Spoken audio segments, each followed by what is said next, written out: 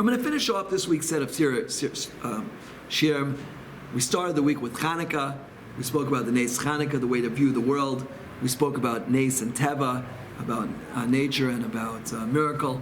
And we got into the subject of Shalom Bayis, how the candles of Shabbos outweigh the candles of Hanukkah because of Shalom Bayis. We spoke a little bit about spouses and relatives and bosses and even Rosh Hashivas, Rosh Kollel, who might be crazy. And we spoke about spouses who might be crazy and what it's meant to be, what it's meant to teach us, to clarify your purpose in the world, and to make your decisions based about who you are and not what's happening. Not to have pity on yourself, but to be good to yourself. And the best thing you could do for yourself is to try to reach your tafkid in the world. Yeah? As the Mesil Sharm says, perhaps the most important line of prose written in the past 500 years. As the first line of the first chapter of Mesil Sharm, a person should have clear and true to himself what his purpose in the world is. And once you have that, you know if you're supposed to, should I stay or should I go? You know that. I want to point out one more thing, which I read in a certain secular book. I found it very helpful for dealing with some people, is that crazy people sometimes there's a mahalach, as it were. There's a way to deal with crazy people in this book. There's a whole book about dealing with crazy people, and it's written by Dr. Golden, and he says like this. He says sometimes you have to lean into the craziness, and he explains as follows. Yeah, he says he was in a mental asylum, and there was a guy there who was destroying the place. He was taking things and throwing them and banging things and throwing chairs and tables, and they were they had 3 or 4 people there trying to chain him up. This psychologist, Golden, he walks in, he pulls out a pack of cigarettes, he says, "Hey man, you like to smoke?" And then the guy's suddenly quiet. And he says, "Yeah, but they don't let me here. They don't give me matches. Anyway, here, let's go buy you a pack of cigarettes." Buys them a pack of cigarettes, and they're sitting there smoking together. And the people at the mental home are like baffled, like, "What's going on here? What did you do?" He said, "Yeah, sometimes you just have to lean into their craziness, yeah, because sometimes, really, in truth, yeah, people want to be sane.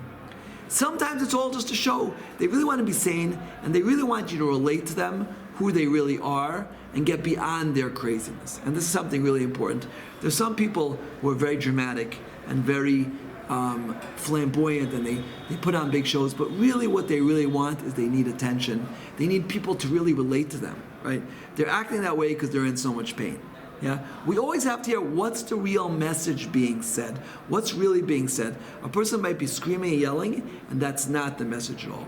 We really have to know what the message is and try to understand it and to empathize with them and to affiliate with what they're going through. Someone just told me this morning, a very chashuv talmid chacham. He said, if you're collecting money and someone starts screaming at you, and that's a passionate person. He really cares. He's screaming at you because he really cares about what you're doing. Okay, and it hit a nerve by him. Right? So don't be daunted by that. Okay, look, if he starts throwing stones at you, or like you might want to duck, but in essence, right? When dealing, this is called leaning into the craziness, leaning into the madness. He gives another beautiful example over there. He said he was driving on the road, and he twice almost ran into a truck. Anyway, the guy pulls him over, and this really angry guy gets out. He looked like he was going to strangle the guy. So Dr. Golden says like this. He says, "I think I just want to kill myself. It's one of those days where I just want to end it all. It's all over." And suddenly the guy's like, no, it's all right. Don't worry about it. What did he do? He took the insanity of this guy and he put it on himself, and now the other guy is in his shoes. And he's trying to convince him not to act, in the insanity, right? So you have to know there is a methodology for dealing with insane people. And part of the Nisoyan is learning not to be daunted by things which are seemingly crazy. Don't be daunted. We know every Jew has a very powerful tool, and it's a pasuk in the Torah. You know in your mind with clarity that there is no other existence except for Hashem.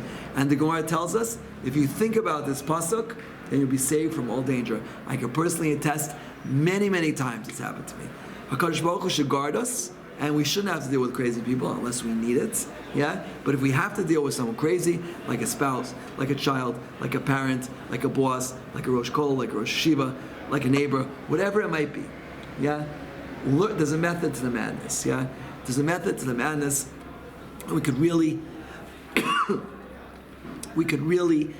rise above and deal with it. Amen. Kein Ratzon.